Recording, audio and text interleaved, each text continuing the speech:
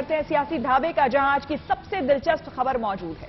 मानहानि मामले में कोर्ट ने जैसे ही राहुल को 2 साल की सजा सुनाई, सियासी पारा चढ़ गया। कांग्रेस ने खुलकर कहा कि ये राहुल के खिलाफ सियासी साजिश है, तो बीजेपी ने दलील दी कि किसी का अपमान किया गया तो कार्रवाई भी जरूरी होगी।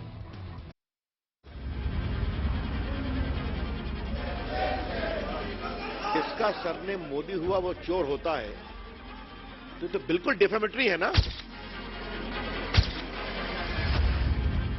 पहले से ये लोग जज को बदलते गए, ये सारी चीजें करते गए। It is a serious issue of contempt also. आपको सजा हुई, आप अपील में जाइए।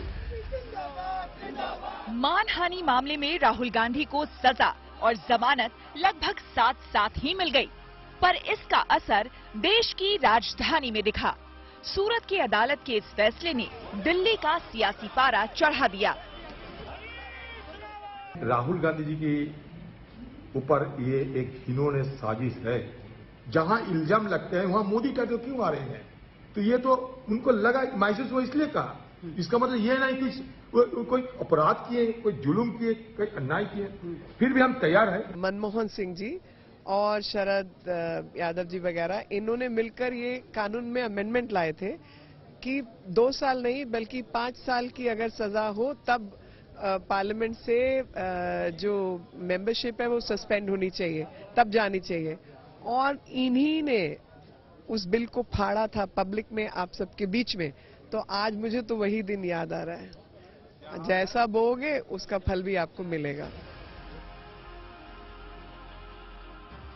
करीब 4 साल पहले कर्नाटक की एक चुनावी रैली में राहुल ने मोदी उपनाम को लेकर एक बयान दिया था। मानहानि का केस सूरत में दर्ज हुआ, लंबी सुनवाई चली और गुरुवार को अदालत ने राहुल को दोषी माना। अदालत ने कहा कि सांसद के तौर पर उनके बयान का बड़ा प्रभाव है और अगर कम सजा दी गई तो जनता में गलत संदेश जाएगा, इसलिए 2 साल की सजा सुनाई। राहुल ने महात्मा गांधी की पंक्तियों को ट्वीट किया है। मेरा धर्म सत्य और अहिंसा पर आधारित है। सत्य मेरा भगवान है, अहिंसा उसे पाने का साधन। राहुल गांधी ने कहा कि मैं सत्य और अहिंसा में विश्वास करता हूं। क्या सत्य और अहिंसा में विश्वास करना लोगों को अपमानित करना है? देश को जाति सूचक गाली देना है? जो उन्होंने कहा मैं उसको दोहरा नहीं सकता, आपके सामने है कि कितनी वो भद्दी बात उन्होंने कही। अगर राहुल गांधी को अपने जिद से लोगों को अपमानित करने का अधिकार है, गाली देने का अधिकार है, तो जो उनकी गाली से दुखित हैं, पीड़ित हैं, उनको कोर्ट में डिफेमेशन केस करने का अधिकार है। कोर्ट ने फैसले के खिलाफ हाई कोर्ट में अपील के लिए राहुल को 30 दिनों की जमानत दी है। यानी सजा से बचने के लिए राहुल को कानूनी लड़ाई लड़नी होगी। हालांकि इस बीच कांग्रेस नेताओं ने सूरत कोर्ट के जज पर उंगली उठाकर नया विवाद खड़ा कर दिया। हमको मालूम था पहले से ये लोग जज को बदलते गए, ये सारी चीजें करते गए। हमको तो अंदाजा लग रहा था, लेकिन हम कानून में विश्वास रखने वाले हैं, जुडिशरी में विश्वास रखने वाले हैं और कानून के तहत ही हम लड़ेंगे। क्या कह गए कि कोर्ट को बार बार बदला बदला गया? You don't trust the court also. Congress party एक न्यायपालिका को भी अपने जेब में रखना चाहती है। खड़गे साहब कांग्रेस पार्टी के राष्ट्रीय अध्यक्ष हैं। He must make responsible comments. क्या कहना चाहते हैं कि बार बार जज को बदला गया? It is a serious issue of contempt also. BJP की दलील है कि सजा तो कोर्ट ने सुनाई है, इसमें पार्टी का कोई लेना देना नहीं है, लेकिन कांग्रेस इसमें सियासत देख रही है। प्रियंका गांधी ने ट्वीट किया कि राहुल गांधी की आवाज दबाने की कोशिश हो रही है, लेकिन मेरे भाई ना कभी डरे हैं ना कभी डरेंगे। लेकिन सच्चाई ये है कि राहुल गांधी के लिए चुनौती बढ़ गई है। एक तरफ सजा की तलवार लटक रही है तो दूसरी तरफ इस बात पर चर्चा है कि क्या सजा याफ्ता राहुल की संसद सदस्यता जा सकती है?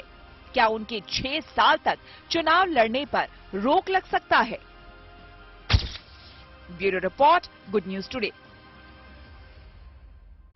2 साल की सजा के बाद क्या कानून के तहत राहुल सांसद नहीं रहेंगे? ये सवाल सभी के जहन में है, लेकिन समझने वाली बात यह है कि सूरत की अदालत ने सजा के बाद जमानत देते हुए महीने भर के लिए राहुल की सजा सस्पेंड कर दी। यानी अभी वो सांसद बने रहेंगे। इस दौरान राहुल को हाईकोर्ट में अपील करना होगा। अगर हाईकोर्ट सजा पर रोक लगा देता है तो वो सांसद बने रहेंगे। हमारे यहाँ जो कानून है रिप्रेजेंटेशन ऑफ पीपल एक्ट जिसे कहते हैं 1951 का, उसमें सेक्शन 8 में लिखा है कि जिस दिन सजा होती और सजा क्योंकि 2 साल की है इसलिए उसी दिन डिस्क्वालिफिकेशन आ जाती है, इफेक्ट हो जाती है। खैर सरकार के जो पार्लियामेंट से नोटिफिकेशन इश्यू होगी उस पर फॉर्मलाइज हो जाती है। लेकिन अगर वो अपील दाखिल कर दें और अपील के दौरान उनको स्टे ऑफ कन्विक्शन मिल जाए, उस कहने का मकसद कि उनकी जो सजा है, सजा ही नहीं पर जो कन्विक्शन है वो भी स्थगित की जाए, उस पर स्टे लगाया जाए, तो ये जो डिस्क्वालिफिकेशन है वो वहीं रुक जाएगी। जो कानून है 8(3) की जो प्रावधान है रिप्रेजेंटेशन ऑफ पीपल्स एक्ट में, उसमें अगर वो 2 साल से ज्यादा की सजा हो तभी डिस्क्वालिफिकेशन होता है। तो नॉट लेस देन 2 years जो बोला हुआ उस सेक्शन में for the purpose of saving somebody from disqualification. इसलिए अगर आप 2 साल तक की सजा है तो आप डिस्क्वालीफाई नहीं है, 2 साल से अगर ज्यादा की सजा है तभी डिस्क्वालीफाई है। और इस सेक्शन पे सुप्रीम कोर्ट का जजमेंट भी है जो क्लैरिफाई करता है कि एक्सीडिंग 2 years में ही सिर्फ डिस्क्वालिफिकेशन हो।